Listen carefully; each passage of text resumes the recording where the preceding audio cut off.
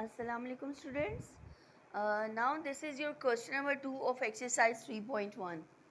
Your question number 2 is if x equals to a plus b plus c plus d, y equals to a c e and z equals to g h I j, then find the following using Venn diagram.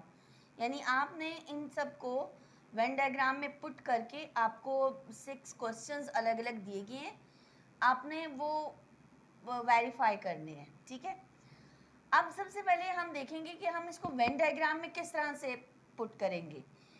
अब Venn diagram में you very well no कि आपके पास एक square box होता है, that is your universal set. ठीक है. उसके अंदर अब हम इनको एक्स वाई जी को किस तरह से देखेंगे. Look at the y, A C E, all the elements of y is present in x.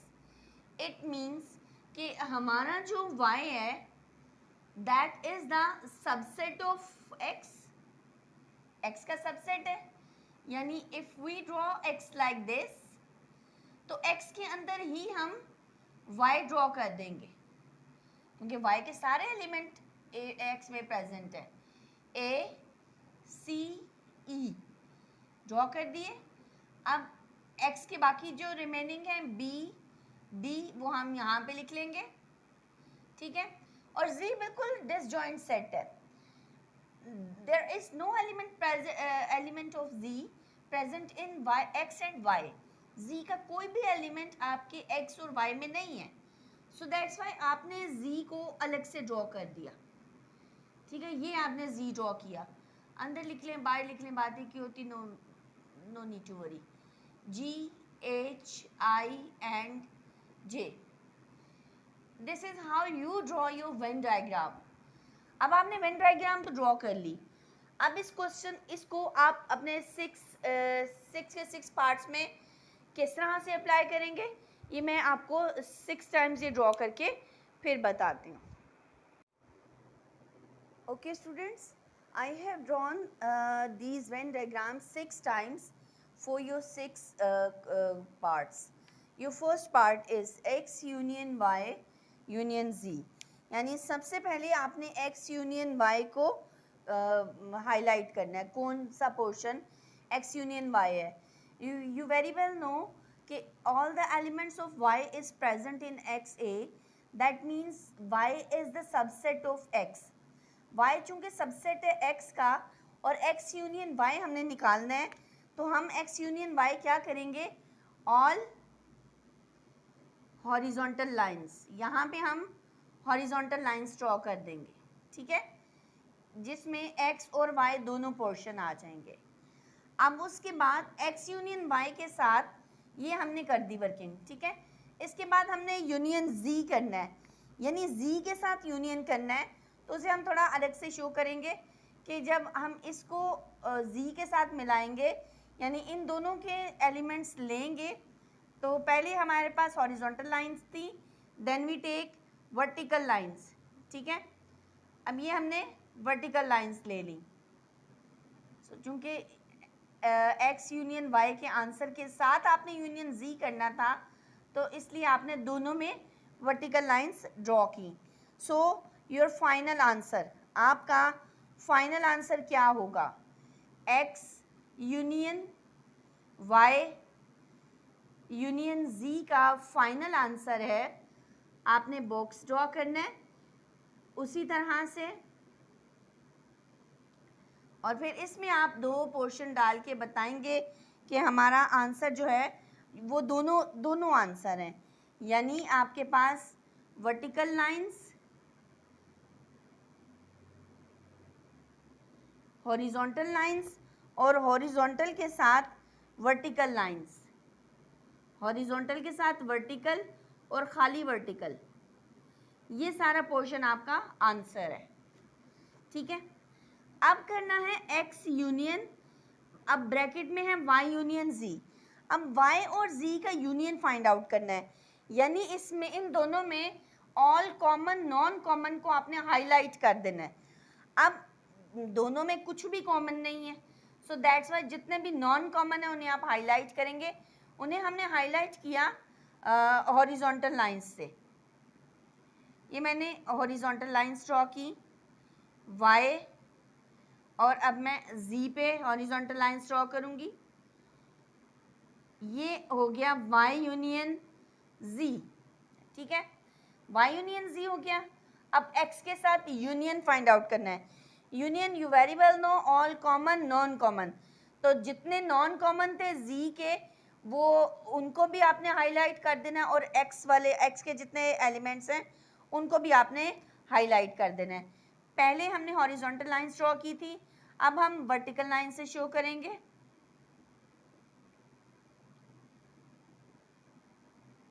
आप स्टार्स से शो कर लें, कलर कर लें, इट्स अप टू यू, ठीक है। आपने इसका आंसर अब किस तरह से लिखना है कि हमारा x union y union z का आंसर है।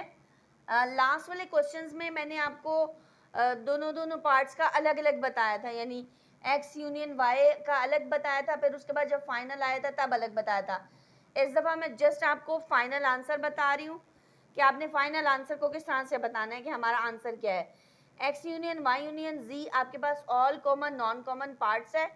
सो आपके पास क्या आएगा, यहाँ पे आप 2 पार्ट्स में बताएंगे। आपने एक रेक्टेंगल ड्रॉ की,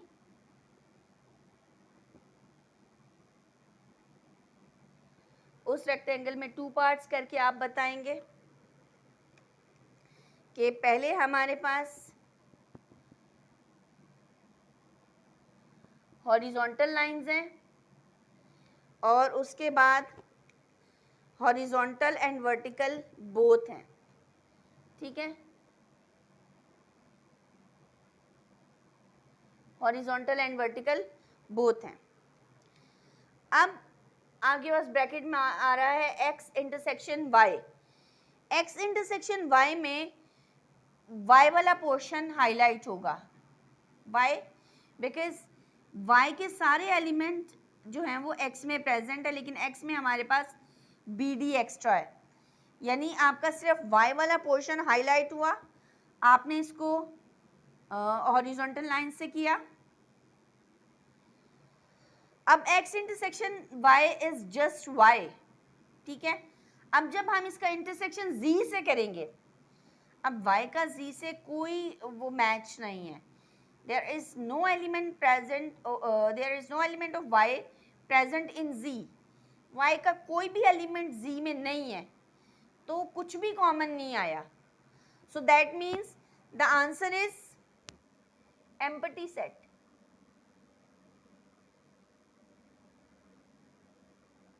आंसर क्या आया, एम्प्टी सेट। अब नेक्स्ट पार्ट है पार्ट 4। पार्ट 4 में है आपके पास x intersection y intersection z। अब आपने y इंटरसेक्शन z क्या करना है, y और z में आपके पास कुछ भी कॉमन नहीं आ रहा है, सो आप कुछ भी हाईलाइट नहीं करेंगे। यहाँ से इन दोनों में कुछ भी कॉमन नहीं आ रहा, आप कुछ भी नहीं लेंगे, कुछ भी नहीं लेंगे। दैट मीन्स ये वाला आपके पास एम्प्टी सेट आया। अब जब एम्प्टी सेट का x के साथ इंटरसेक्शन लेना है, अब एम्प्टी सेट में और x में फिर भी कुछ भी कॉमन नहीं आ रहा है, अगेन हमारे पास एम्प्टी सेट आंसर आया।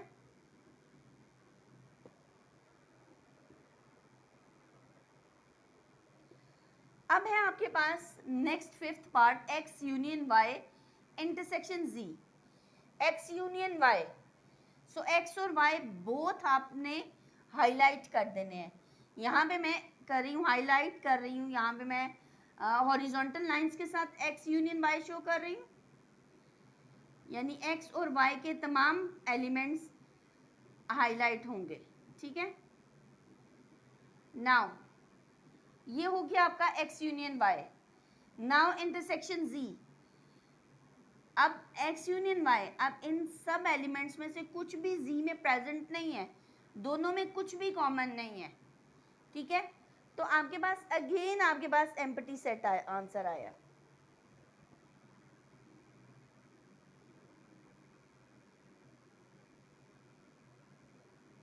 Your last part is x intersection y union G.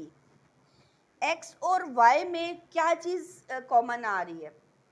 X और वाई में योर जस्ट वाई पार्ट, आपका ये वाला जो वाई पार्ट है ये कॉमन है, ठीक है।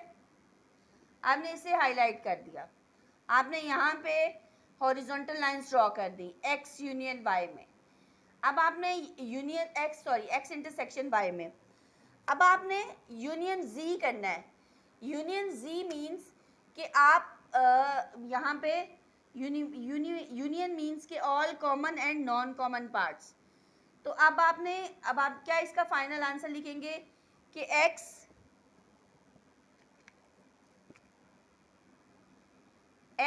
Intersection y union ji.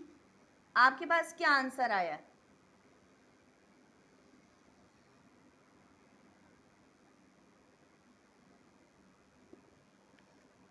all horizontal lines and all vertical lines, these both are the answer. Hopefully आपको ये क्वेश्चन बहुत अच्छे तरीके से समझ में आया होगा।